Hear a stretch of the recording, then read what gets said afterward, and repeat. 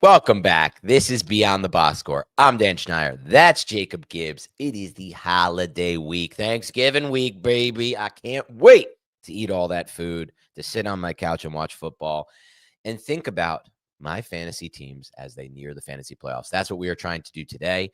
Talk fantasy football with you. It's a holiday week, a double feature. We had a live show at 10. We have a live show now at 1 or 1:05 because we are fashionably late here, Jacob. Earlier this show, or before the show, I told you there is a voice actor. There's an actor whose voice you remind me of. Do you think you can guess that? I'm going to guess that he's white and he's depressed and he's a male because I get those comparisons nonstop, whether it's Mac Miller or whoever. Like, I'm going to guess he has bags under his eyes. I've got no clue on the Really, voice. this does check out with his most recent hit show that he's been on. Weird. But this is not a looks comparison. This is a voice comparison. So I want the listeners to consider Jacob's voice for the rest of the show and consider if this voice reminds you of Jacob's, because it's really starting to remind me a lot of Jacob's. It is none other than the Adam Scott, one of my favorite actors in Hollywood. Yes. You are starting to remind me a little bit of Ben Wyatt, Parks and Rec Ben Wyatt. A little bit of Severance, Adam Scott as well. I can see that during the depressed times. Tired, no sleep, grinding through data, grinding through film. And that's what we're doing today, using that film and data to break down some fun stuff for fantasy. Yeah, man. I love Adam Scott. That's my favorite one so far. And I will say, to bring it back to me real quick before we do get into fantasy, I did attempt to put together a Chicago accent last show, Chicago. And I was told by producer Emma, who grew up in the Midwest, Iowa native, I believe, lived in Chicago for some time. There was a horrific Chicago accent. It is what it is. I tried my best. I failed, clearly. Emma then delivered what she considered to be a correct Chicago accent. I didn't love it. Her Wisconsin accent was pretty good. Her Minnesota accent was even better. But Chicago is a tough accent to pull off, Jacob, so I won't try it again. Yeah, you're hamming it up. Yeah, no. All right. So, double feature. Here are 3 episodes already of Beyond the Box Score this week. This will be the last time you're hearing from us until next week. Please do enjoy your holidays responsibly. Do not eat too much butter-filled, cream cheese-filled sides. Have a good time. But, be safe out there because fantasy playoffs are right on the horizon. We got some games to win. We today are going to talk about Jaxon Smith-Njigba. It's my favorite thing to do. I talk about the Seahawks too much. People accuse me of being a Seahawks fan. People accuse me of being a Bears fan. It's because it's really freaking awesome what we're seeing right now. Jaxon Smith-Njigba has more receiving yards through an initial 12 weeks of a years 1 through 3 season. So first 3 years in the league in NFL history. You see Jerry Rice, Isaac Bruce. Dude, Isaac Bruce was so insanely good at the beginning of his career. I've been digging into some of these historical profiles. He's the closest I have to JSN, but he was better earlier. He was insane. Jerry Rice, obviously, pretty good football player. Jaxon Smith-Njigba with more receiving yards through an initial 12 weeks. Rice played all 12 games. JSN did this in 11 games. In year 3 here, just ridiculous stuff. Let's zoom out. Not just first 3 years in the league. Any wide receiver season ever. Calvin Johnson, most receiving yards in NFL history, closest we've got to 2K, through 12 weeks of his season, averaged 119.8 yards per game. Jaxon Smith-Njigba is averaging 119.4 yards per game. And the numbers keep ticking up. Lately, it's been more and more and more. He is truly like on 2K watch, which is just insane. I kind of didn't think we would get there in the modern era. I've got context on that too. Like when you adjust it for era, it's even more impressive what he's doing. It seemed like you had something you wanted to say. Well, I just want to think about him as like the prospect and the player and how he's evolved his game and what he's become. And I think it's a good example of something that we talk about a lot during draft season. And by the way, I cannot wait. We've never had as a podcast Beyond the Box Score a full March, April, and May to talk draft prospects. We are going to get into it so heavily this offseason. I cannot wait for that. But he's a great example of what we talk about a lot in the draft process is just because a prospect hasn't done something doesn't mean you can't project him to do it moving forward. Coming out of Ohio State, the talk was all about, and rightfully so, wow, Jaxon Smith-Njigba runs a 6.923 cone drill. That rivals Julian Edelman, but he's bigger, he's stronger, he's faster and more productive at the collegiate level at Ohio State. Like he can be that next slot guy. But just because he was used almost specifically in the slot in a certain role in that specific Ryan Day Ohio State system with Brian Hartline there doesn't mean he can't be a winner on the outside. And that's what he's been proven to do. And I give credit to Kubiak. I give credit to him. He's a awesome route runner, man. Like watching him run the vertical stem, he was never built to be that receiver. But it's a clear example of you have to trust your eyes and you have to trust that if these players are given an opportunity to have a different role, look at what they can do with it, man. Like that's the whole thing. Like Jaxon Smith-Njigba, it was a fun season last season, but this is a totally different version of him as a player, which has me really excited. It has me believing this is something that can continue not just through the rest of the fantasy season, Jacob, but like moving forward. Absolutely. I love that point that you bring up about his skill set and him being a lot more than people anticipated. Right. That gives me an opportunity to highlight this from the chat. Jason is Cup light. I don't agree. Cooper Kupp, his Triple Crown year was better than JSN, man. Stop. Thank you to everyone for being here in the chat. It's great to have people that I can prove wrong. No, not even close.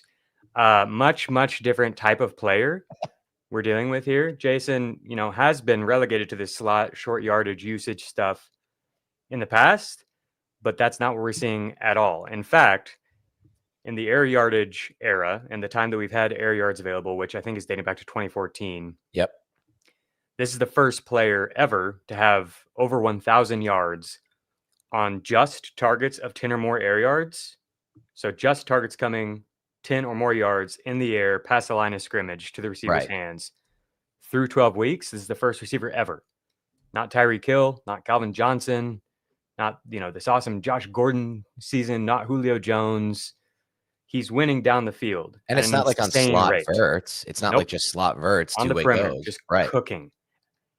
74% catch rate on these targets. 74% catch rate on targets coming 10 or more yards in the air. It's not in any way boosted by short yardage stuff. He's just getting open and winning over and over and over, even when defenses know that it's coming. That's the highest ever, 74% catch rate on these targets of 10 or more air yards. He has more yards on targets of 20 or more air yards than anyone in the air yardage era through 12 weeks of a season. More than Tyreek Hill. Tyreek is really the only one who comes close. Jason has a 64% catch rate on these targets coming 20 or more yards down the field. 64% catch rate. Tyreek Hill is the only other player in this data set since 2014 that's above 60%. Demaryius Thomas, shout out Demaryius Thomas, rest in peace, absolute GOAT, was so fun to watch, 60%. Mike Evans at 57%. Everybody else in this range is in the 40 to 50% catch rate range. And these are the most productive deep ball seasons in this query. And they're in the 40 to 50% range. We're talking about really, really good players. Jason's at 64%. So no, he's not like Kupp. We've really never seen anything like this. He's winning. Completely agree. All over the place. He's on pace for 2,029 yards. He has 20 PPR points in 7 straight games. He's averaging 4.5 yards per route run. For reference, here is yards per route run during the time that we have this stat available. What are the best seasons we've got here? Tyreek Hill, 3.85 in 2023. Obviously a ridiculous season. Tyreek at the height of his powers with a play caller who boosts per route efficiency. Beyond that, we've only got a handful of seasons even above 3. 4.5 is the Jaxon Smith-Njigba number. It's blowing all of these numbers out of the water, and it just keeps getting better. There's no slowing down. Clint Kubiak is definitely boosting this. We've talked about that a lot. The offensive infrastructure here, all the heavy, big personnel sets that gets fewer wide receivers to compete for targets with on the field. That boosts per route data, but still, there's nothing like this. So I said, I think it's really interesting to measure it relative to era. And so what I did is I looked at some of the best yardage outputs and measured like that number to the wide receiver 10 or the wide receiver 30. And again, Jaxon Smith-Njigba just blows these guys out. Passing is down. I don't know if people realize that much, but passing is down. The Julio Jones era, the golden era of like just ridiculous per route data and everything. Teams were throwing all the time, but as defenses adjusted, as the NFL has continued to evolve, we're leaning more and more into the run game lately, and we're not seeing as many of these elite yardage output type of seasons at the wide receiver position. So Calvin Johnson in his record-breaking year was 34%. His yardage total was 34%. No, 134%. Sorry, more than double. The wide receiver 30. Okay. It was 45% above the wide receiver 10. JSN is 146% above the wide receiver 30, the most of any receiver season ever, and 73% above the wide receiver 10. The wide receiver 10 one is the one that's really interesting to me because it shows that like there's the elite seasons are dying out. Like things are more spread out than ever before. As we get all the too high safety looks and everything, it's getting spread evenly, and there's more running. So like if you look at this season, who's wide receiver 10 in yards? It's Zay Flowers. It doesn't feel like Zay Flowers has had that good of a year, right? Right. That's what I'm saying. It's very rare to get these types of monster years. We've got Jason at 1,300 yards, and then George Pickens is barely over 1,000. No one else is over 1,000. He's so far above everyone else. It's in the past, you've got a lot of these elite receivers getting hyper-focused target shares, right? Because defenses are playing a lot more single high safety coverage and stuff like that. And you just got Matthew Stafford locking in on Calvin Johnson and him just completely freaking dominating, or Julio Jones during the Shanahan era where he's just like abusing the defensive meta. Right. That's not really what we've got here. Like Clint Kubiak is helping JSN, but still they're facing a ton of too high safety. That's way up. It's the NFL, right? The other seasons, Julio Jones actually had a higher percentage relative to the wide receiver 10 score than Calvin Johnson, which again, I think speaks to the era, like as it's shifted. So like Julio measured to the wide receiver 30, was it below Calvin Johnson's rate? He was 125% above it. Calvin Johnson was 134% above. Relative to wide receiver 10, Julio was at 54% above. Calvin was 45% above. Jerry Rice was 42% above. Jason was 73% above wide receiver 10. It's really just the dominance versus the field has been astounding. And now part of that is context, right? We lose Malik Neighbors, a dominant target ball winner. Jefferson's ruined by JJ McCarthy. You have a lot of these situations that have been not as expected from a fantasy standpoint. Brian Thomas fell off the face of the earth. But as far as what he's doing, it is a great point you make. Like some of these situations in the past when we've seen these dominant receivers have come in a different era of football. I think that's really important to consider. To me, what stands out the most about JSN is I do really think in a lot of ways he's matchup proof and he's basically impossible to stop for defenses. You can try to, like, we haven't seen it yet, but you can try to play him the way that defenses played Justin Jefferson in the past 2 years. But it doesn't really align with how you need to set up to stop this Kubiak scheme. And I think that's where Kubiak wins. That's where the scheme has been so successful because Darnold has been able to take advantage of opportunities to JSN down the field where there isn't, wide open space. It's mostly reliant on timing and ball placement and JSN to do the things that he's done, which is sell the vertical stem really well, late hands, adjust the football in air, track it. We're like, here's the thing. Like we look at players, I think sometimes Jacob in the wrong way. Like Jaxon Smith-Njigba doesn't run the 40-yard dash at the combine, right? But he runs it at his pro day. And pro day times are always faster than the combine because it's set up in good conditions and whatnot. He just runs a 4.48 at his pro day. That's a very slow time in people's minds. So they view him as like this non-vertical winner. But to win on the vertical stem at the NFL level comes down to so much more than just what's your 40 time. Like just look at players like Xavier, like, you can go through the list, John Ross, Xavier Worthy. It comes down to how do you sell the vertical stem? How do you release off the line of scrimmage?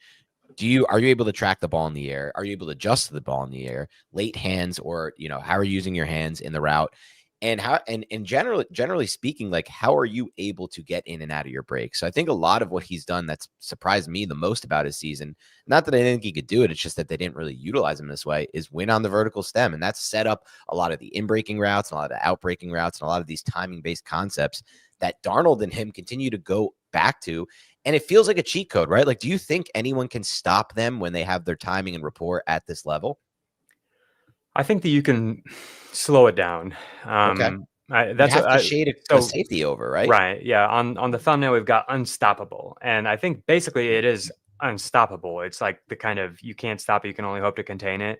I think Yeah. that's basically where we're at, and that's why I've speculated that we could see the run game really start to come on for Seattle. Is like if defenses sell out to stop this historical onslaught that we're seeing here from Yeah. JSN, that we might see more room in the run game. I think that's the only way is just like literally throw the kitchen sink at Jason every single freaking play.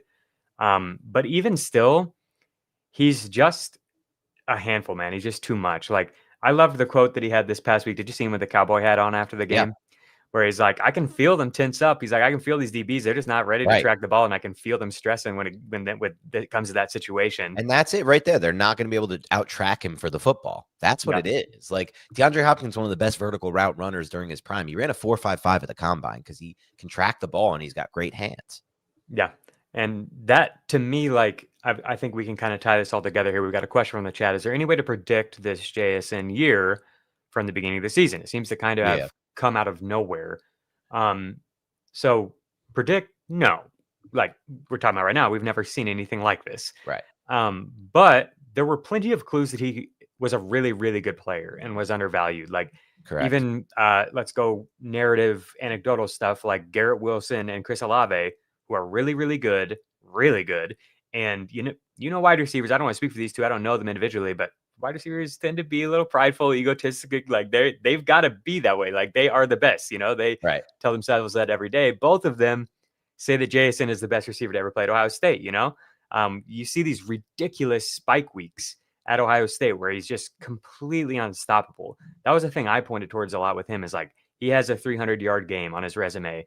He gets to the pros, and even though the targets aren't really there, when they are there on occasion, he pops off for 180, 190 yards in games, you know? True. Those type of things signal like, okay, this is really interesting upside potentially. The note I want to point to, though, is man coverage.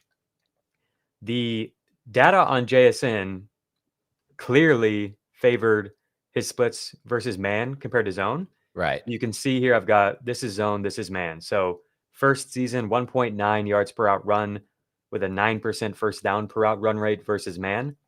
That drops to 1.15 versus zone and 5% first down per out run rate versus zone. So almost double, like 80% improvement or something. Next year, 1.58 yards per out run versus zone goes up to 2.77 versus man. 12% first down per route run rate versus man. These are really elite numbers. 29% target per route run rate versus man. Doesn't look that way against zone. And I brought this up on the Fantasy Awards show. This is atypical for a slot receiver. This is, the short yardage, the Cooper Kupp stuff. Cooper Kupp is way better against zone coverage. That's what the splits have always looked like.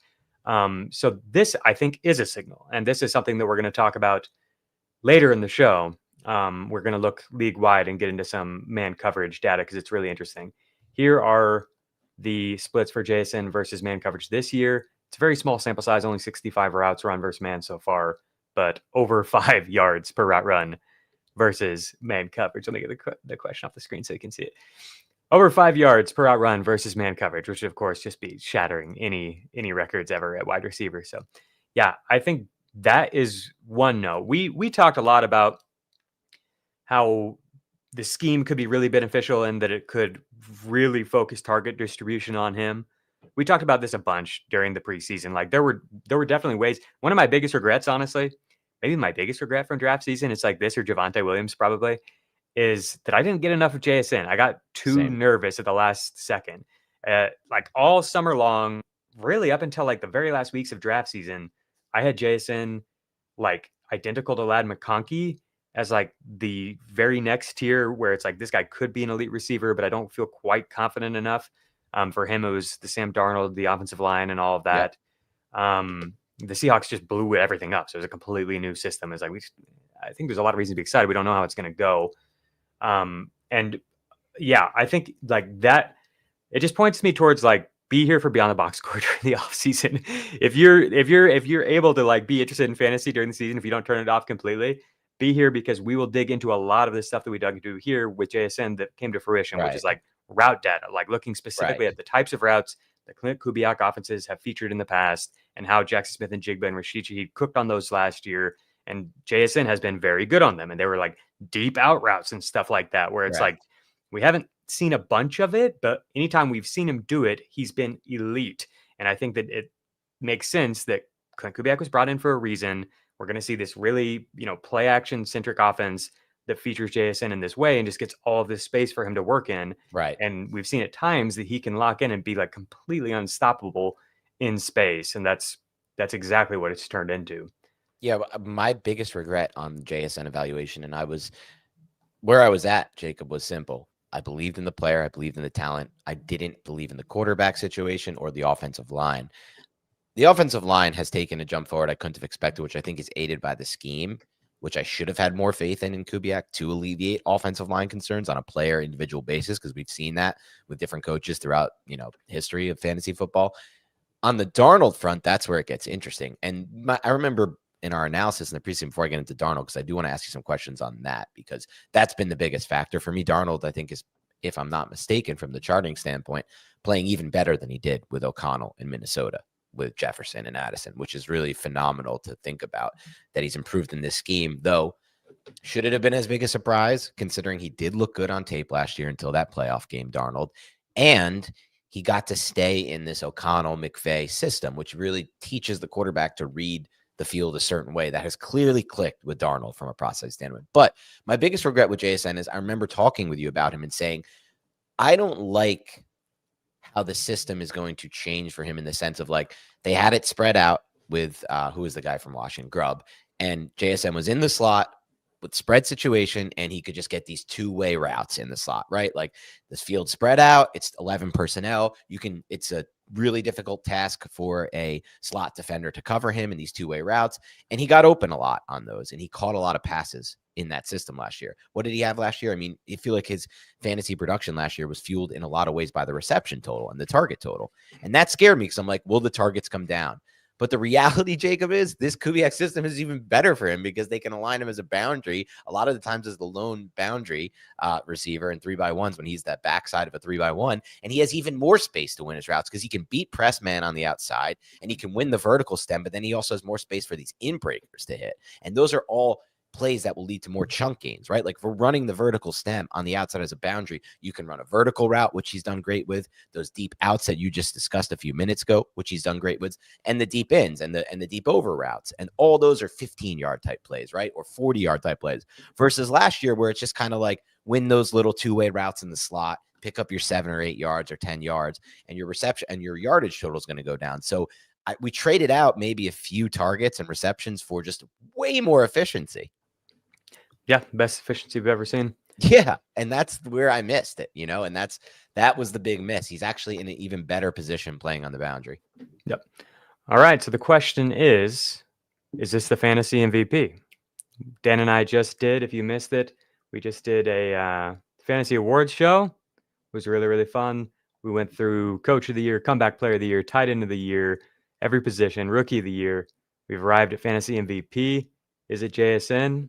We'll be right back with our MVP discussion after this break.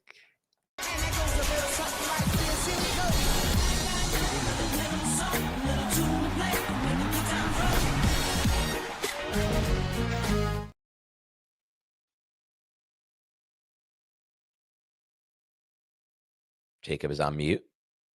Here we go. Up on the screen here, I went through every position and measured relative to replacement level value at the position each week, what we got from these players. And so replacement level for wide receiver was the top 30 receivers, because it's format specific for people. Some leagues have 2, some leagues have 3 startable receivers. For running back, it was top 24. For quarterback, it was top 12. So I would average the top We'll go with our most recent data here. We'll go with week 12. I would average the top 12 or top 30, at the receiver position in week 12. And then you see here at the top is Jaxon Smith-Njigba with 37 points, Wan'Dale Robinson with 30 points. Those were both deemed elite games, the elitist tier of elite games, where they were at least 67% above replacement level. The yellow ones here are 50% or higher, 50% above replacement level. And then the cyan color here is 33% above replacement level. And then I'd measure how many of these games did we get from each player, how many busts did we get, which would be 50% below replacement level. Okay. Jaxon Smith-Njigba gave us 0 busts this year. So I did that for every position. At running back, the players that gave us 0 busts were Christian McCaffrey and Devon Achane. So what's most important to you? Is it consistency? Then it's JSN, it's McCaffrey, it's Achane. If to you more important is getting these truly elite games, these week winning, matchup swinging games, that's Jonathan Taylor, baby. 4 of these games that were 67% above replacement level, higher than any player at any position. 2 additional games that were 50% above replacement level. So 6 of these games compared to, for Jahmyr Gibbs, it was only 3 of these 50 or higher, 50% or higher above replacement level games. But obviously for Gibbs, they've been massive games, 55 points, 38 points. So a lot to chew on here. It kind of comes down to what is most important to you, like with consistency or upside. Here's Trey McBride at the tight end position. Lately, we've seen just massive performances, 2 of these elite tier games. And then another 33% above replacement level type of game with just 1 bust week all year. And even that wasn't that bad of a game, honestly. 9 points from Trey McBride in week 5 is his worst game of the year. Since we've seen the change to Jacoby Brissett, it's just been nonstop production. And so here we are, looking at everything we got from week 12 and looking forward to the rest of the season. Who do we think is the fantasy MVP, will be the fantasy MVP, is what Dan and I in the chat. Thank you for being here. Let us know what you think too. That's the question that we're tasked with. Who will be the fantasy MVP of 2025? Do you have any thoughts, Dan? I did some MVP research too, where I threw all of the players in here and did it by flexes. You know what I'm saying? So running backs and receivers and everything combined. Do you want those results, or do you want to talk through any of this first? Yeah, let me get some context via those results to get a better feel for where we're moving. Alrighty. To me, it felt like the players who really stood out here were still CMC, and it was the running backs basically. Okay. JSN still gave some of these big weeks, but to me, it was mostly the guys at the top. And you did see like fewer bus weeks out of JSN, of course.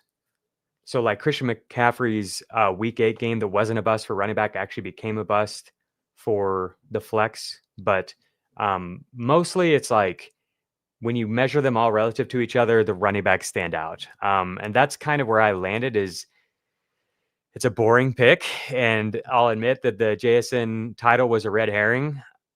To me, it's CMC is the MVP of fantasy. I would love to hear a Trey McBride argument, although I don't really think the data supports it. But if we're projecting forward and this recent hit rate is sustainable, then that would put him up where he's got like numbers here that rival the running backs for elite games, Right. And I think that that's totally realistic that could happen with Trey McBride and where we're at with the Cardinals right now.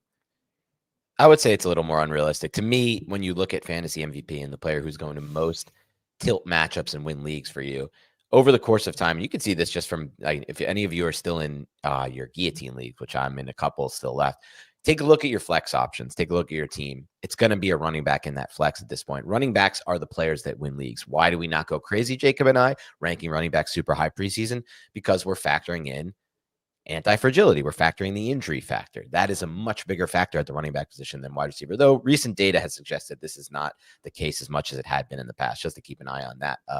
But moving forward, like as we're down to the nitty gritty, the last few weeks of the season, the injuries don't become as big of a factor, or at least the worry or concern for them.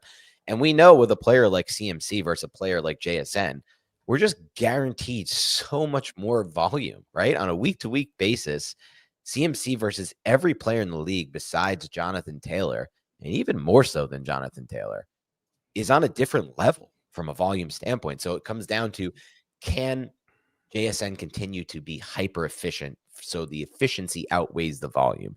And when I'm making a bet, Jacob, on efficiency versus volume, I am going to take volume 100 out of 100 times in fantasy football. Yeah, man. I think that's where I'm at. Is CMC has more points by decent chunk. I'll throw the point totals up on the board.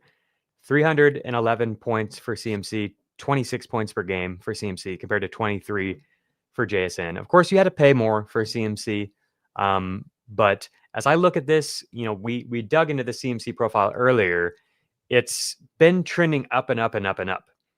And I do think that there's two paths to things not continuing this way for JSN, and it's regression from the quarterback spot, and then also potentially just regression. It doesn't even have to come from the quarterback. It could come from just a number of things, defense, whatever, on the deep balls and stuff. Like I just said, it was the most efficient deep ball stuff ever. That could come down. I think it would probably be coming down in the terms of Sam Darnold, but we'll dig into the accuracy notes after this. The second thing is defenses adjusting, like we've talked about. If defenses adjust and take away JSN more, then maybe we see that target number come down from like 38% to like something more realistic, like 33%. If you look at like the highest target shares year over year, it's like somewhere between 29 and 32, 33%. 38% is really, really ridiculously high. And so that if that number just naturally comes down, then the production maybe drops off. But like with CMC, why would the production drop off outside of an injury or something? It's not like he has outlier touchdowns or rushing efficiency or long plays or anything boosting it. It's just usage, baby. It's just like good old fashioned workhorse bell cow, 2016 David Johnson, Le'Veon Bell days. It's the old school game. It's just that. And that's extinct. We got nothing like that at running back anymore. But here we are. We're 12 weeks into the season, and this running back has 103 targets. He has more. Christian McCaffrey has more receptions than Jaxon Smith-Njigba. What? Yeah. How many receivers in the NFL and tight ends combined have more receptions than McCaffrey right now? Let's find that out. None. He leads the NFL in receptions. It's insane. How is this not the fantasy MVP? I mean, if we're thinking about a player like JSN, I don't think it can get there because of the role in the offense. It's more, 8 catches, 7 catches, but explosive on those catches. But is there anyone who can compete with what CMC is putting out there? Like you mentioned a guy like Trey McBride. Well, he has fewer receptions than McCaffrey. So then how about all that plus what he can offer as a running back? I mean, a player that I think about who was at one point trending in this direction is Puka. Like, could Puka potentially down the stretch be the guy that outscores or, out volumes a play, not volume overall, but just like becomes that volume hog that we've seen him be in the past? I just don't know if he has the touchdown upside to compete with CMC. He doesn't. Yeah. No, I think they've got similar types of roles in terms of volume, but then there's way more touchdown equity for CMC. Yeah. Because there's shootout potential, like Rams, Lions, Rams, Cardinals, even Rams, Panthers, and Rams, Falcons. Like that's 4 of the last 5 games for Puka. But you're right. He just doesn't simply have the upside from a touchdown standpoint of CMC. It's insane. It's so ridiculous comparing McBride and Christian McCaffrey. 81 receptions to McCaffrey, 80 McBride. 797 receiving yards for Trey McBride, 785 for McCaffrey. They're like identical in terms of receiving. CMC has almost outproduced him as a receiver alone. That's insane. Yeah, and then there's 111 additional points as a rusher too. Like it's just ridiculous. I'm so happy I didn't get scared. I mean, that's never the way I draft, but I'm so happy I CMC'd my life up. Like outside of Pickens, he's my most rostered player.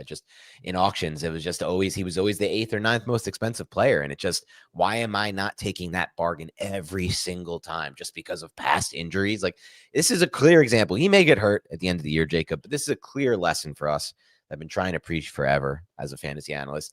Please don't try to predict injuries. They're super hard to predict. Like Did we know Malik Neighbors was going to tear his ACL in week 3 or whatever it was? No, there's no prior knowledge of that. You drafted Neighbors without, and he was a little injured. So, like, let's think of a better example than that. But there's plenty of examples of players without injury histories who get injured for the year. There's also plenty of examples of what CMC is in injury history who doesn't get injured. Yeah, for sure. So yeah, I think like we talked about in the running back discussion on the awards show, it was actually really close for us between CMC and Jahmyr Gibbs. And honestly, Jonathan Taylor belongs in the conversation. We just feel like CMC and Gibbs are at a level right now that's beyond anything else at the running back position going forward. Yeah. So I do want to just we haven't talked about Gibbs at all. We talked about him a lot on that show. If you want to dig into all of the context around what we're getting from Gibbs and why it looks so good looking forward here. But yeah, I think it's got to be CMC, but Gibbs is right up there. Would Gibbs be second for you or JSN? To me, the difference between these guys and JSN, we talked about this on the last show, but I don't think I mentioned it yet on this. The upside is so much different. We have 2 of these truly elite games from JSN this year, and then 1 of the 33% above replacement level games. Whereas like at running back, you've got 7 of these games from Christian McCaffrey. Right.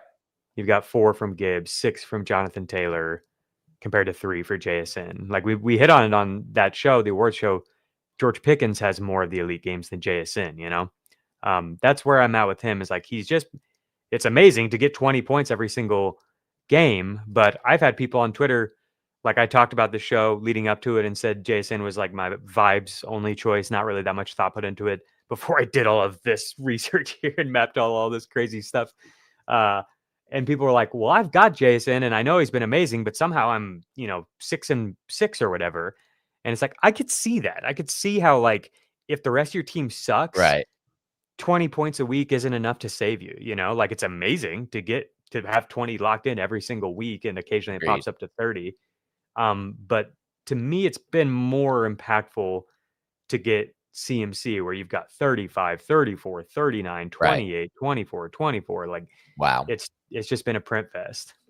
Yeah, it's been a print fest for CMC. And I see in the comments some people who are angry about this, what I'm saying about CMC. It's Danny Gibson. Shout out to you. He said, I think some players are more likely to get injured than others. I'm not disagreeing with you. I just don't think we're good at predicting what the likelihood, if it's going to happen. We're very overrating what we predict. And then Ben says, when a player gets hurt every single year like CMC does, you absolutely should factor in. You got lucky this year, Dan. Well, history is disagreeing with you, Ben, because CMC is in his 9th season. And if he finishes this season or plays every other game, if we just cut it off now because he's played every game this season, he's played all games in 6 of his 9 seasons.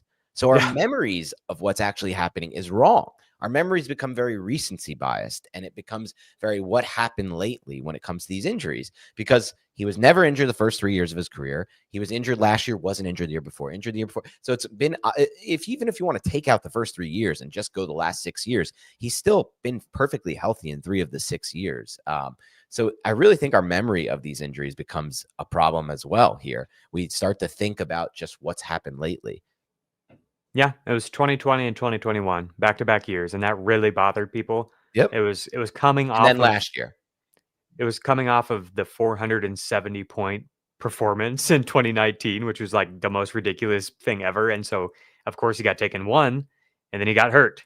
And then the next year, it was like, well, we know how good he can be, so he got basically taken 1 again, and then he got hurt. Yeah. And then everyone's like, screw CMC. This guy sucks. He's I'll never always draft hurt. him again. Yep. And then it's like, oh, well, actually, no, he just came back and printed points the next 2 years, 360, 390 points. And then last year, he basically goes 1, gets hurt. Yep. You've got all the, weird reporting and everything around it and Right. everything. So it's just been a headache for people more than it's actually been like, this guy can't stay healthy. He's always hurt. Yeah, you're definitely right there. I think it was definitely worth the risk to, if you get to that back end of round 1, middle of round 1, even earlier if you want to, and you're looking at, Devon Achane is somebody who's awesome but could get hurt, Who else are you taking in that range? Like, there's a lot Like, of imagine you took Malik Brian Thomas in Neighbors. that range. Malik Malik Neighbors, you Neighbors had can no push him into chance that to win a range. league the way that you won it with CMC. That was the whole point of the discussion. Sure, the injury rate is higher, even as Danny mentions, that's still, he's been injured now 30%, whatever it may be.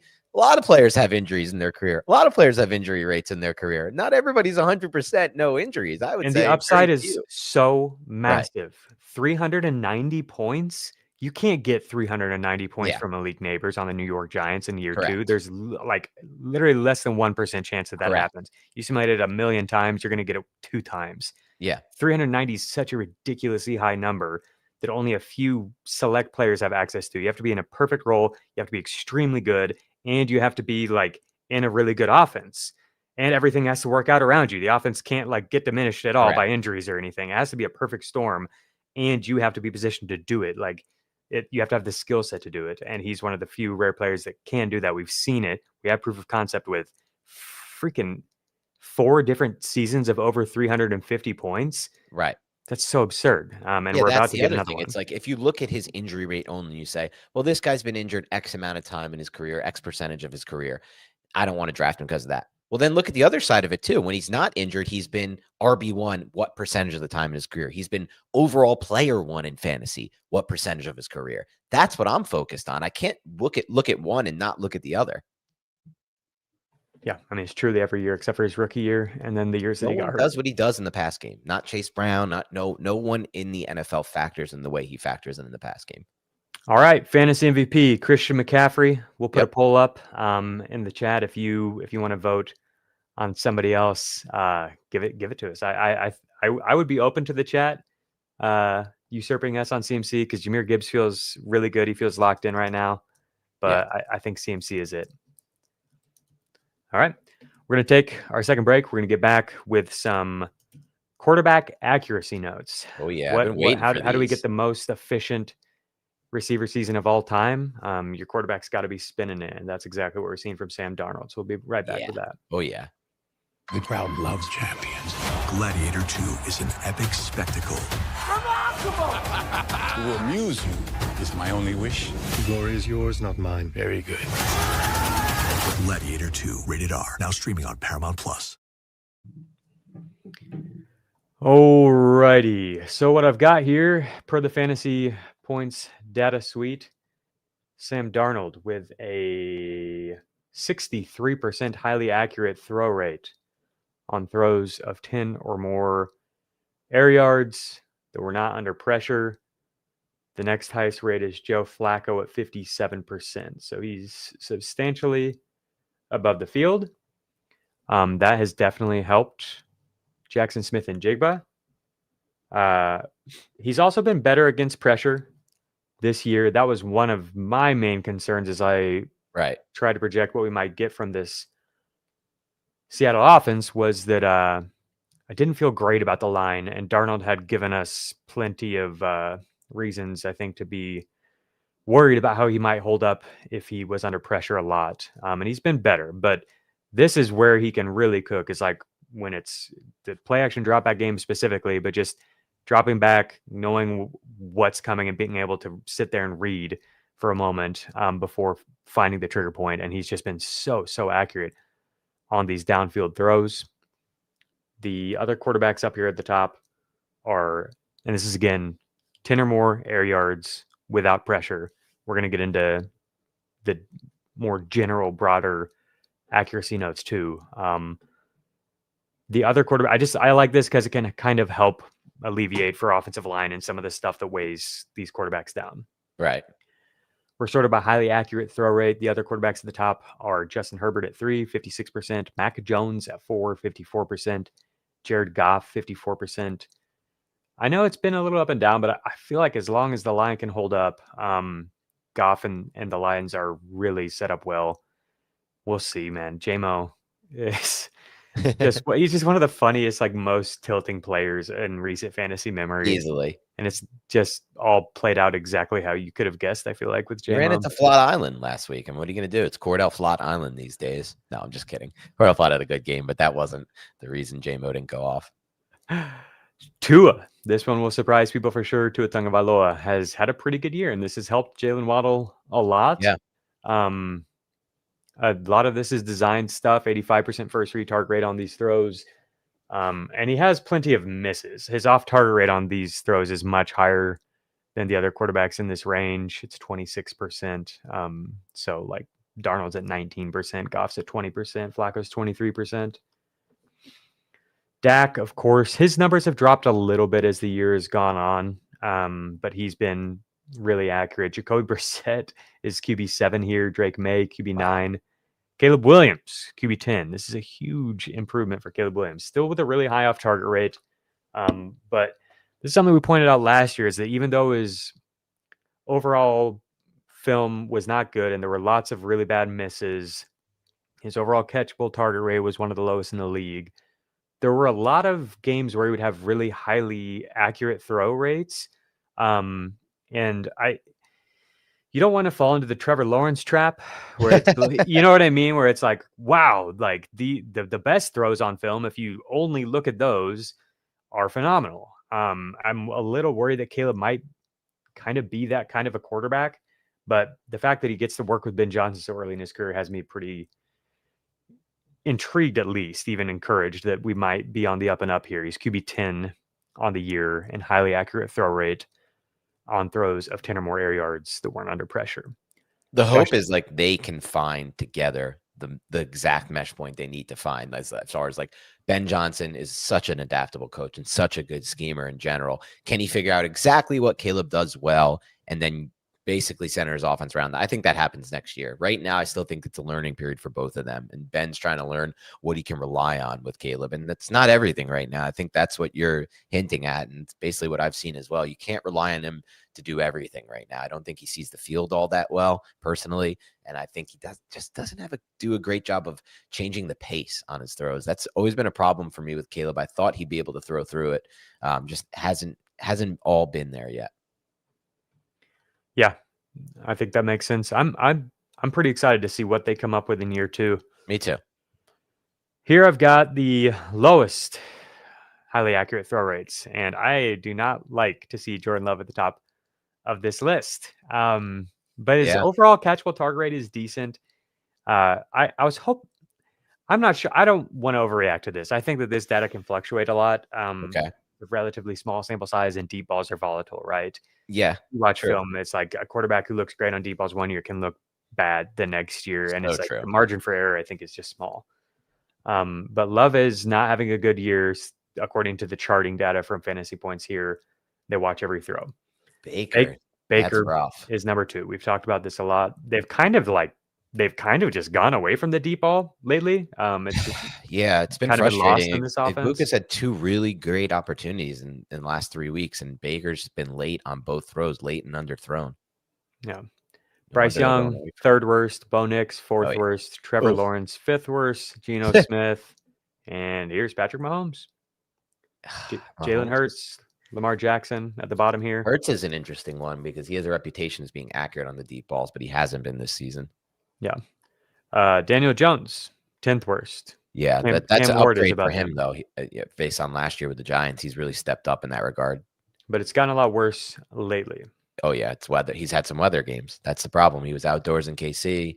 He'll have to go back inside, which he will. Cam Ward, 47% is respectable. I've really enjoyed watching Ward. His catchable rate is low, but also the rate, I don't have this stat, but like the rate of receivers presenting a catchable target to be thrown probably has got, like, I would be shocked if it's not by far the lowest in the league. He's got like all rookies. Yeah. You know what I mean? Like, yeah, lost Calvin Ridley for the year. I heard Nate Tice bring this up on Football 301. He's like, think about like the Texans. They like refuse almost to get the rookies on the field. He's like, think about how hard it is to get like one rookie on the field. Right. For some of these offenses, the Titans are literally like 3 rookies at times. Like, and the reason why the point Nate's making from a football standpoint, Nate's one of the best football minds. He played the game. Is like, when you're putting all rookies on the field, it's going to lead to more communication errors. It's going to lead to rapport issues. It's going to lead to just the rookies not being in the right place at the right time. They have to not only just learn the playbook fast, they have to be able to play at the NFL game speed. You ask any receiver about the difference between playing football in year 1 and year 2, and even year 2 to year 3. It's the speed of the game. They can move faster. They're not thinking as much. All of Cam Ward's receivers are thinking all the time. It's crazy. So it is impressive. I watched Cam Ward. He's got an explosive arm. I wonder if he'll be a player that we like for fantasy moving forward. I still would like him to use his legs a little bit more. Well, they're getting him using his legs more. Finally, yeah. That's pretty interesting to me. He looks a little uncomfortable doing it. Yeah. Like he's maybe thinking a little too much when he has to do it, but it's clear that they've like been trying to instill that in him, and we're seeing that happen a little bit more. So that's something to keep an eye on. That's interesting. I traded away my only Cam Ward team I traded him away in Dynasty at the beginning of the year in a Patrick Mahomes trade, and I felt like such a genius for that. Because I don't think he's like got a super fantasy friendly game. I don't know if we ever see him be more than like QB 18 or something for fantasy. Completely agree on that. But the more that I watch him, I'm like, if he were to get in the right situation with the right coach and the right system around him and pieces around him, I think Can I tell you who that would be? Sure. Based on his skill set that I see. And Yeah. this is what I called him. I evaluated a lot of his tape in Miami. I called him a big game hunter in the intermediate areas of the field. What I meant by that is the hole shots, the outbreaking routes in the intermediate, and the inbreakers. Kevin O'Connell, man.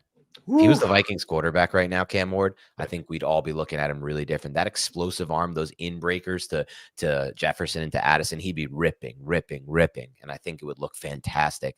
That's the system we need to get him in. I don't know how we do it, but I mean, we can do it, right? I mean, the Titans can hire a Kevin O'Connell disciple or someone from that tree. It's exactly what they need to give Ward, in my opinion. Yeah, that's exciting. Yeah, something like that. I think that maybe then you could tap into a different type of upside because I think he's got the arm to unlock pretty much anything. Agreed. It could be like to me, he reminds me a lot of Sam Darnold as a thrower of the football. They have very similar mechanics and very similar way of just that 3/4 rip release.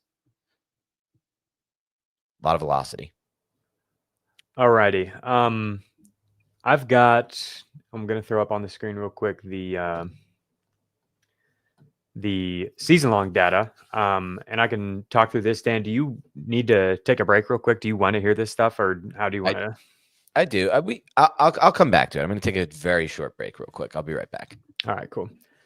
So here's the season-long data. You can see over here is the average depth of target, which is definitely relevant for these quarterbacks. Like Mac Jones is up here with really highly accurate throw rate, but his average depth of target is significantly different than somebody like Sam Darnold, Drake May. I think it's just so insane that Darnold is at the very top, even with an average depth of target of 9.5 yards. You've got the deep throw rate here. It's just, you can't say enough about what Kubiak has done to just get him. They feel like layups, but they're 20 yards down the field. Like he's just delivering. I mean, he's just walking the ball to these receivers 15, 20, 25 yards down the field with this accuracy. And that's just like so insane. So over the course of the full year, Dak is QB3. We've got Darnold and then Josh Allen and then Dak in highly accurate throw rate, which is no surprise. Dude, I think it's pretty cool that Josh Allen is up here because last year his accuracy notes looked pretty bad. And I guess this is the most relevant here example of like how this data can fluctuate year to year. It's not super sticky. It's descriptive data. It's telling us what has happened, not necessarily predictive. And so you don't want to overreact to it, but it is definitely noteworthy. I think that Josh is playing at a really high level, even though the receiver room has been just in and out, all sorts of different players. He's been super good last year, whereas the accuracy last year was a bit of a problem. At the very bottom, JJ McCarthy, 48% highly accurate throw rate. Michael Penix is the only other quarterback below 50%. This is where you find like Dylan Gabriel, Cam Ward. Is that Jaden Daniels? We'll just move past that. People don't want to see that. No. Here's where Caleb Williams is overall, 53%. So that's the same range as Bo Nix, Trevor Lawrence, Tyler Shuck, Carson Wentz, Bryce Young. It's not a great range. It's a lot better than last year, though. We've got catchable target rate, Dak Prescott at the very top, Drake May number 2. And I brought up, dude, Drake May's ADOT is up. He's been airing it out more and more. It's up to 9.1 yards. And so for him to be in this range is so cool. Rodgers here with the same rate, but a 6.2 yard average depth of target. Daniel Jones holding strong at QB6. I do think that this, to some extent, is a Shane Steichen stat, getting a lot of catchable targets. You'll notice he's much higher in catchable target rate than highly accurate throw rate. Herbert up here, like always, even with the pressure problems for the Chargers. I think it's really interesting that here's Jackson Dart. He's had a really good year, even as a thrower of the football, not just as a runner. I think it's really interesting that Stafford is low, relatively low. His highly accurate throw rate was like in the bottom third of the league, and his catchable target rate is just league average, slightly above league average. Whereas last year, he was the very, very top. This is not what I've noticed. I haven't noticed that he looks any less accurate. I feel like there have been a few misses, I guess, that maybe seem weird. The Devontae Adams misses are the ones that I think are really standing maybe that's out here. affecting it. Is like him and Devontae trying to get on the same page a little bit. Right. Their rapport's just not down. Like he's just right now, Devontae's not running the routes to where Stafford wants him to run into, or Stafford just missing on these sorts. It's hard to say. I think that's impacted it. It's crazy because they still have Stafford still has like a 30-2 touchdown interception ratio this year, despite being a little more off target. Just goes to show how insane he is at processing defenses and how insane he is at running McVay's system. Yeah. Yeah, I wonder what his first. It's funny when players like Stafford, I always feel like, quarterback specifically, a player like Stafford, 6'5", has the frame, has insane arm talent from a ball placement and velocity standpoint. People just always think of them as physical players. No, Stafford is Stafford. And the reason he's been MVP this year, in my opinion, is because of the processing. It's all what's up here. He hits his second reads better than most quarterbacks. He goes through the full progression, hits backside digs. He can use his eyes to completely fool defenses and safeties and then throw the other way, no looks, or just not even no looks, just hold the safety, go to the other side of the field on a backside dig. So really, a lot of it comes down to the combination of it, the mental and the physical. For sure. Alrighty, that's all I've got for accuracy notes, unless you have anything specifically that you want me to look up for you, Dan. I'm looking through the chat. Has anything asked? I answer this because this is a big team moving forward for fantasy managers. They invested a lot in them. They have players who have been disappointing in Courtland Sutton. Is anything improved for Bo Nix on the accuracy front? Because he was around last in the league, I think, on 20+. Yeah. Just some of the vertical stuff. All right. I'm looking at the past. This is, if I take away the first month of the season, it's still not good. Let's look at just the past month. I thought he played well against the Chiefs, of course. I was going to say there were a throw or two that still he probably wanted back, but when he needed to make a throw, he mostly did. Yeah, even over the past month, it's still not good. Okay. He's still in the bottom third of the league. It scares me for the idea of Sutton, a player we invested a lot in being something down the stretch, which I know a lot of people do think he will be. Sutton? Yeah. Oh, yeah. I mean, I've dug into this a lot. I don't see any reason to think that Sutton will be. It's tough. More than what we've seen from him lately, outside of just he has been before. And so maybe he gets back there for some reason. But over the past 5 weeks, his highest first read target rate is lower than all but one of Troy Franklin's first read target rates during those games. So 4 out of the 5 Troy Franklin games are higher than the highest Sutton first read target rate. It's just not, the offense isn't focused on him at all. It's like, do you believe, are you on Team Franklin over Sutton points scored rest of season? Yeah. Or is that too much? I mean, I don't want to be, but yeah, it's become like he's Sutton's like the backside dig guy, basically, kind of thing. Right. And it's like, and how often are we getting there? Yeah. His backside dig. The problem is last year with Sutton, they made plays off script. It wasn't all just it wasn't even a lot of in script. Bo Nix is not an on schedule quarterback. He stinks kind of being on schedule. So he really does. He's not good at it at all. I thought that was the end of the statement. So it's like, where are we getting our production from? It's so volatile. It's all script stuff with Sutton and touchdowns. So I'm with you on that. He's on schedule. He's a great off schedule quarterback. He definitely is. All right. We are going to wrap up here with some of the man coverage data that I mentioned at the top of the show. How do we predict somebody like JSN? This is one way where maybe you can.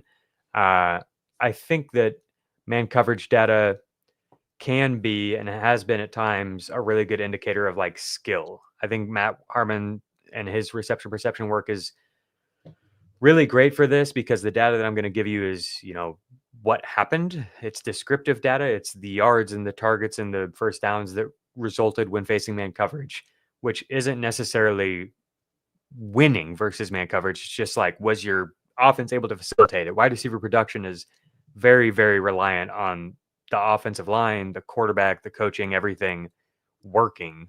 So you could be out here torching man coverage and not be getting the ball, Tedero McMillan, or you could be, Juju Smith-Schuster here, 2017, one of the best, statistical outputs versus man coverage of any young receiver.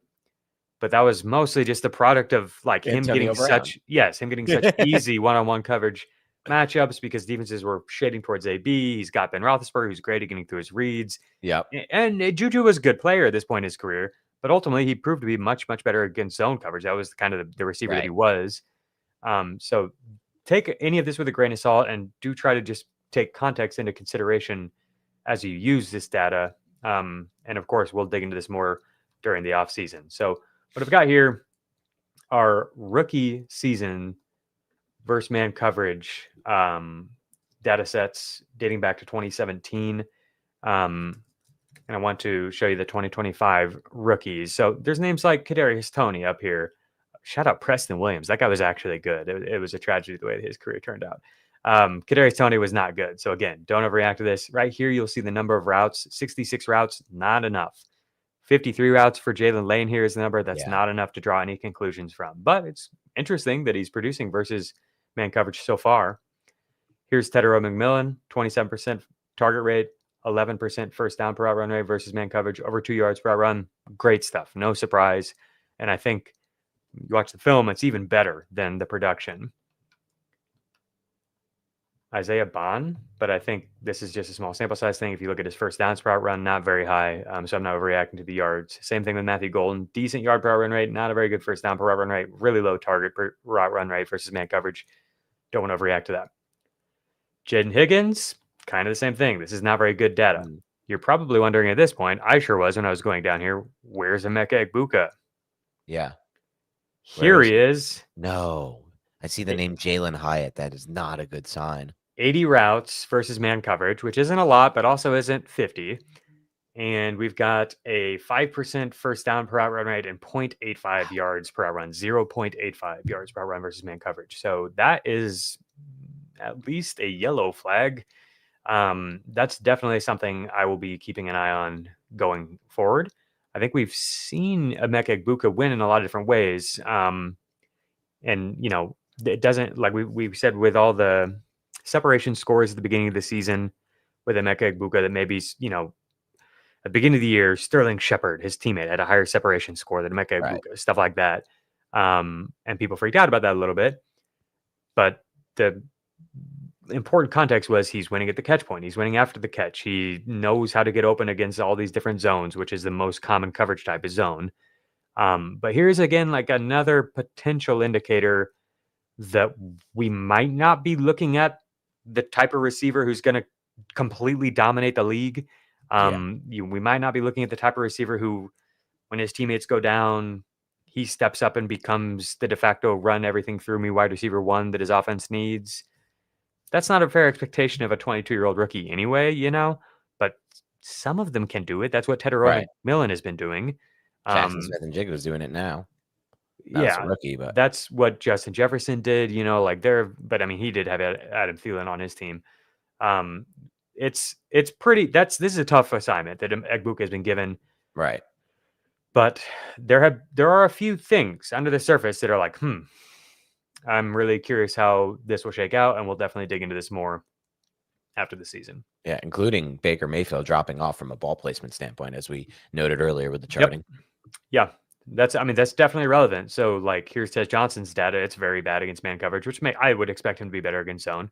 But yeah, if they connect on a few of these plays, particularly a long one, these numbers shoot way up. It's a small sample size. So if Baker misses him on a throw that could have been 20, 30, 40 yards or whatever, that makes a huge difference when you're talking about 80 routes or whatever. And we don't have time to watch the tape of every single deep route this season. We've watched a lot on Beyond the Box Score to prepare for different shows throughout the weeks. And I would say that Agbuka's up there as far as receivers I've seen win on the vertical plane via double moves or whatever it may be and just be wide open and the ball just doesn't get there. Yeah, for sure. Okay, let's go league-wide now real quick. And then we're going to get out of here. While I'm pulling this up, Dan, why don't you tell the people about the Beyond the Box Score mailbag episode that we're doing next week? Yeah, so I love doing mailbag episodes. They're my favorite way to get the community involved and make you guys and girls, the listeners of this show, a part of the show. And so it's something I've done in the past on other shows. We haven't done a full mailbag. We've answered questions from Spotify and Apple at times. We're doing a full bag show, calling it the bag, the BTB bag. So we're just going to have a fun time with it. And one thing I always like to suggest for mailbag shows, they don't have to all be who should I trade for? Who should I start or sit? This and that. Get into it. Ask Jacob and I about our favorite TV shows, our favorite food takes, our favorite music takes. Have fun with it. That's what I like to do, at least. Make it a little bit more silly and not just all straight. But either way, however you want to ask your question, you can send them in. Let's think about the best way for us to collect these questions. I think we'll both send tweets out next week and you can send it in on our Twitter. We'll ask for the questions there. And then maybe we'll come up with another way, maybe on the community page here on FFT or some other way to get your questions in. I mean, ideally, do your plugin, man. Ideally, we get this on Apple where it's like, there we know we have questions over there. By the way, I think we've got some that I'll pull up. You know what? I take it back. We need your Apple reviews. We need your Spotify reviews. Help us build the show. If you want your question answered on the mailbag show, do it. Put it on Spotify or iTunes. We will take all questions there. As Alex France said, butter and coffee is gold, and Dan turned me into it. You're damn right it is. It's the weirdest thing that I've become a fan of, but put a little, and again, just for those listening, it has to be the Kerrygold Irish butter. Do not skimp out here. Do not get bad butters. It's got to be that Kerrygold goodness. And I go salted because I like salt in everything. But personally, I think it makes the coffee better too. But anyway. Big Farts is wondering how many episodes we're doing. We're actually doing a live stream all day long, just talking fancy the entire day. This is episode number 2. Definitely check out the first one we did this morning. It's good stuff. Yeah, this morning we did the fantasy awards, which is really fun and tried to project your move forward. But yeah, so get your questions in Spotify, iTunes. Please hit the like button. Please subscribe. Please leave comments and hype the show. We need you to help continue building the show. And that will be the big thing next week, the mailbag. We'll get everybody involved, have some fun questions. Hopefully it's not all football. I like the silly ones as well. But yeah, that's where I'm at, Jacob. This review cracked me up. Okay. It's not even, there's no question here, but it's free read. Yeah, it's that this person, they've got second place. They can't stop getting second place. They're so committed to fantasy and everything, and they keep getting second place and everything. It's awesome. And they just said, this is not a gripe, by the way. This is a thank you to Beyond the Box Score for not only bringing that Tasmanian fantasy psycho energy every episode, but providing film statistical breakdown that allows me to compete like a dog year in and year out. Tasmanian fantasy psycho energy every episode? That's crazy. That's for the people who say the show is boring. You don't know about our Tasmanian psycho energy. All right, we can tap into that whenever we need. All right, Jacob. Anything else on today's show, or are we wrapping up here? I'm gonna get. Yeah, well, I do want to go into the season-long man coverage stuff. Oh, I did miss the season-long man coverage. No, we'll get into it. So this is versus man coverage. I'll show versus zone as well. Here's the leaderboard. Obviously JSN at the top, and no one's really even that close. Puka Nacua up here at 3.77. That is much better than we've seen from him. He's been much better against zone throughout his career. It's kind of like Amon-Ra St. Brown, where better against zone early in the career, but we're seeing the man coverage rate continue to rise, and that's when you get access to, I think, just take the top off, win any different type of way, and just be unstoppable every single matchup. And that's where we're at with Puka. He's so good. How about AJ Brown? Right. AJ Brown. Maybe his demise has been oversold here. 3.6 yards per out run versus man coverage. Number 3 in the league. How bad has Lamar been for DeAndre Hopkins to be 6th best in yards per out run against man coverage? I don't understand. He's the one delivering this mostly. D-Hop is awesome, man. He was a timeless, ageless receiver who ran. I always love this about D-Hop. When I looked it up, I'm pretty sure his 40-yard dash time was 4.59. There are teams that won't draft a receiver if they run a 4.59. He fell to like 26 in the draft, DeAndre Hopkins, and is borderline Hall of Fame level. He won't be Hall of Fame. That's a little ridiculous, but he is at that next tier. And he's still doing it like 30-something. He's awesome. Cortland Sutton continues to be very good against man coverage. Has a Bo Nix problem. Steph Diggs, too. Here's an interesting note on Michael Wilson. This is really good data against man coverage. Small sample size. Small sample size. J-Mo is 71 routes. That's not that small. That is really small. Well, what was AJ Brown at? 70? Which is really small. I don't understand the point. I guess all these are small then. Yes. Except for Ladd. Yeah. The number that I look for in terms of like being stable, which still is not that stable, and if I'm looking at per route data, is 300. Oh, wow. All right. Well, I guess we got a high bar to clear here. We're going to have to look at data over a few years. Right. That's what, like, I think that this is interesting and all, and probably the best way to do it is first down per route run, but that's not quite as accessible to people. Sure. So yeah, here's like Roma Dunze has a really high first down per route run. I think he's been really good against man coverage this year. I think this stabilizes a little bit more quickly than yards per route run. But yeah, just generally speaking, any specific split, especially man coverage, which is not used nearly as much as zone coverage. Here's the zone coverage splits. You've got, some of these receivers up to 270 routes run versus zone coverage at this point.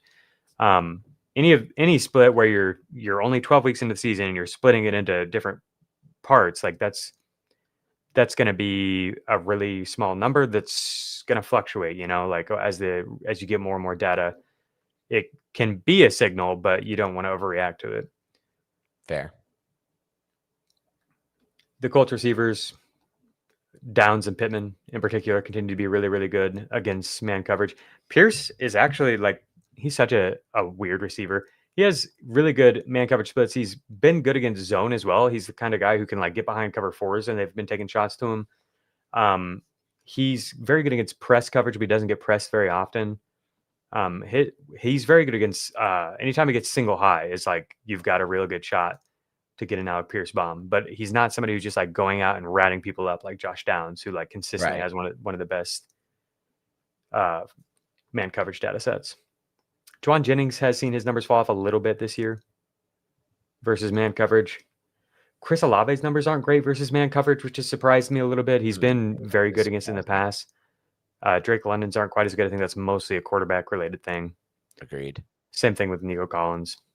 Small sample size, probably a quarterback-related thing. So we'll dig into this more this offseason for sure, but I just did want to point out the main thing was Emeka Egbuka. That is really weird.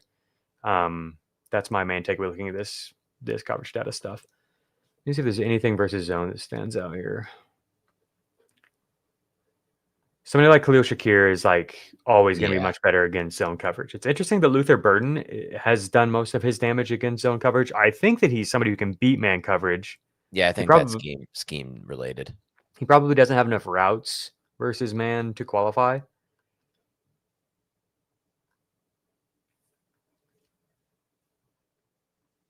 Wow, Neighbors and Wandale beating zone at a decent rate. Honestly, this is totally fine for T-Mac here. 23% target per route run rate, 11% first downs per route run, 1.9 yards per route run versus zone coverage. True, that doesn't scare me off. Yeah. People have cited they think he's much better against man. I've seen that sentiment expressed a lot, but I don't really feel that way when I watch him. I feel like he's got a really good feel for space. Sure, agreed. Rice is always going to be up here. His man zone splits are crazy. That's a problem that Chiefs people get really irritated with. Is that teams can go man against them, and who's your winner? Travis Kelce? You know what I mean? They don't have anybody who's beating man coverage. It should be Worthy, but it's not really. It should be Worthy. It should be Andy Reid for me. Design man beaters. Mike Kafka designed so many man beaters last week against the Lions with guys like Wan'Dale Robinson and Theo Johnson. I just don't buy it. I hate the excuse of the Chiefs don't have man beaters. Okay, are Theo Johnson and Wan'Dale Robinson the man beaters of the world? No, but Jameis threw for 370 because Kafka had great man beaters to beat those coverages. I feel like Andy Reid's fallen off. His fastball ain't what it was. That's how I feel. Or Mahomes. I don't know what it is, but I'm just like not as into what Chiefs fans are as far as blaming it all on the receivers. There's so many worse receiver situations that people are generating yards from by scheming players open. It shouldn't be this hard for the Chiefs against man. It just shouldn't be. We'll blame it on Matt Nagy. Maybe Nagy, maybe Mahomes, maybe Reid. I don't know. Does Nagy call the plays there? It's not Andy Reid. I always thought it was Reid. I don't know. I don't really know, man. Yeah, nobody. It feels like you can feel his influence a little bit too much. Is where I'm Nagy at influence. Yeah. All right, so we do have one question that we can actually get to from the ratings and reviews. Shout out Alani's21. Thank you for the kind words. Their question is: they traded away CeeDee Lamb and Bucky Irving. They got Puka Nacua and Jalen Warren. They're coming off 2 losses in a row, so they're needing to kind of get things going here. I think they're right around 500. They have Rico Dowdle and Travion Henderson at running back. They also have Trey Benson, and they just picked up Kenneth Gainwell. They have Kareem Hunt and Judkins and Monangai. So a lot of depth at running back. So slight downgrade from Bucky to Warren. This was made last week where you don't know exactly what's going to go on with Bucky, you know? True. Is that upgrade from CD to Puka worth it to you? The receivers are now Puka and Rome Odunze, with Ricky Pearsall and Cortland Sutton. I think it's clearly worth it to me. But how do you see it, Lamb and Puka? It's definitely worth it to me. We're talking about a player who we believe is one of the few that could be league breaker the rest of the year. I do still have concern over that receiver core. Yeah, I like it. Yeah, I think Puka could be. He could be up there. Maybe CeeDee Lamb is too. We'll see. Got another review here that says that if you're sick all the time, you need to make sure you're getting enough zinc. We've had lots of people in the reviews looking out for you, Dan. I appreciate that. I'll look into zinc. I would like to figure it out. I've never been sick. That was the weird thing. Like I was always the guy that never got sick. And then this year has been a different year for that for some odd reason. I don't know what it is. I feel like the nose strips works against me. They like opened up my airways to things that they were not used to and not, and more stuff may be getting up there. I don't know what it is. This is obviously not based on any science. 3-hour drive? Nope, not a problem. Just listen to a 2.5-hour marathon podcast getting me prepared for the playoff run. Oh, thank you. Let's go. Appreciate our sicko listeners. All right. Well, we're not going to go 3 hours today on our second podcast today. I think we're ready to get out of here. Thank you to all of you for coming in here and voting against us. Dan, did you see the chat results? 68% MVP vote for Jaxon Smith-Njigba. He's done it. He beat us. Yeah. Fans have spoken. They are not CMC people. Give me the 311 points. That's so many points through 12 weeks. It's like a full season worth of points. How many players even had 311 points last year over the course of the full season? Not that many.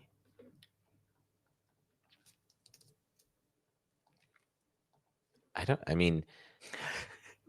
would imagine it's not many. Seems he's just a breaker of fantasy football and has been every year he's healthy. Jacob's looking up the stats on how many players have done this. Marshall Faulk, someone says in the chat. Metal Musk says Marshall Faulk. Remember him? Absolute beast of a player. In 2024, there were 6 players who had 311 points on the year.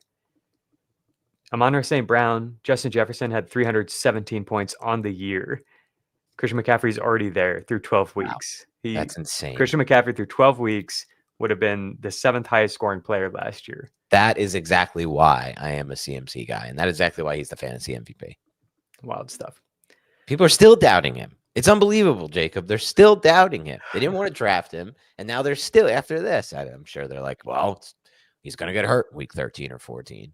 Maybe. I know. I'm a little nervous. Of course, he might get hurt. Like anyone might get hurt. Dan proclaimed the jinx earlier today. Please take that off of him, please. I know. Trust me. My life, my season's over. My 2 biggest leagues, I have CMC. I have Brian Robinson in both, but it's not the same. Yeah. Elliot hits on it here. He goes, Purdy's first game back, CMC 35 points. That's what I'm saying. I thought right away, we're getting the upside. Yeah, I thought it might be bad for him because Mac was just so willing to check down, Mac Jones, but it's actually so much better because Purdy's as willing to check down. And with Purdy in, they're in scoring position so much more often. Yep. Alrighty, we're out of here. Shout out CMC. Shout out to all of you for being here. Enjoy your Thanksgiving. Danny, got anything else for the people? Nope. Just have a great Thanksgiving. Enjoy your time. Thank you for spending some time with us today. Again, I would say this. It's that time of year. It's Thanksgiving. This is a podcast that was just started this summer, and you guys have grown it to such a high level. Last week, I was just so impressed when we got to 20,000 views in week 12. And I thank all of you. This is, again, Jacob and I put a lot of time into this. Jacob is unreal. I've never seen anyone with the motor that he has for fantasy football, but none of it happens without you. Like, that's how this works. You have to be here. You have to be engaged in the comments, hitting the like button, doing all the things that help us grow the show, or it doesn't matter what we do and the time we put in or how passionate either of us are about it. So I'm really excited about that. And thank you so much for making our show what it is. And stay tuned because we got a lot. I think our biggest edge, this is my personal opinion, Jacob, I don't know if you would agree or disagree, but I think our biggest edge for you will come in the off-season months when Jacob and I get a chance to dig into the data and the film of these prospects coming to the NFL. That's going to be us giving you our takes that we're going to do. We're going to spend a ton of time researching on players that no one in your fantasy leagues has seen play football before, with the exception of some random Saturdays when they watch college. That's where I think we're going to stand out. I really do strongly believe that that's where we will give you your biggest edge moving forward, not just for dynasty leagues, but for redraft as well. I'm going to do a 4-hour show this summer. Oh, it's going to get big. It's going to get long. I heard that our boy Rich Rebar is doing 3.5-hour shows on the reg this year. I was like, man, somebody is out beyond the box score, man. We got to step it up. On his own solo? 5-hour Does he have a co-host, or that's just him ripping off 3.5 hours on his own? It's him and Pat Carrain, I believe. Okay. So I'm sure that's really good stuff. Yeah. Hell yeah. Pat's the man. All right. Alrighty. Thanks for being here, everybody. Yep. Have a great rest of your weekends. Happy Thanksgiving. And please, if you haven't already, hit the like button.